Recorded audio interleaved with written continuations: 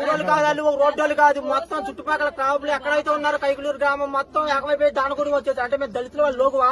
ఇప్పుడు ఊళ్ళోకి వచ్చేసారు, ఆడోళ్ళని పిల్లల్ని పెద్దలు అందరం బెదిరించి రాడ్లతో కొట్టేశారు, చచ్చిపోతారు. ఎవడో మాట్లాడరు. ఓ ప్రభుత్వం స్పందిస్తున్నారు, పోలీసులు వాళ్ళ పక్కే ఉన్నారు, మొత్తం ప్రభుత్వం అంతా వాళ్ళ పక్కే ఉంది. ఇంకా మేము ఉండటానికా చచ్చిపోవడానిక?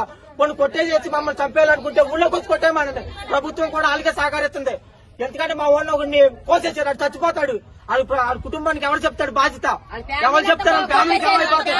ప్రభుత్వం గొడవ 4 గంటలు అవుతుంది, ఒక్కరు రెస్పాండ్ అవ్వాలా? పోలీసులా వాళ్ళ పక్కే ఉన్నారు, మమ్మల్ని కొడుతున్నారు తిరిగి పోలీసులు అయినా వచ్చి. అంతేగాని మా పక్క వచ్చి ఎవరు మాకు సపోర్ట్ ఇవ్వట్లా. మేమంటే మేము తక్కువ చేస్తాడు, మేము లోకువా? తక్కువ జాతి మేము అనగారు పోవాలంటే చంపేయాలనుకుంటే ఒక తప్పవచ్చు, ఏకమైపోయి చంపేయండి. ప్రభుత్వం కూడా వాళ్ళకే మద్దతు పలకండి. ఇంకా మేము చేసేది ఏం లేదు. ఇంకా మీకు లోబడే బతుకుతాం, ఇంకెన్నాళ్ళలాగే బతికాం, ఇంకా అలాగే బతుకుతాం. ఫోన్ చేస్తారంటే ఎమ్మెల్యే గారు అంట ముందు ఎమ్మెల్యే గారు